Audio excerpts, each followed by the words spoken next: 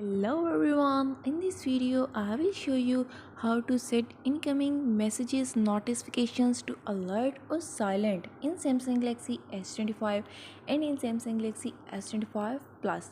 Before starting this video, please subscribe for more videos and watch complete video.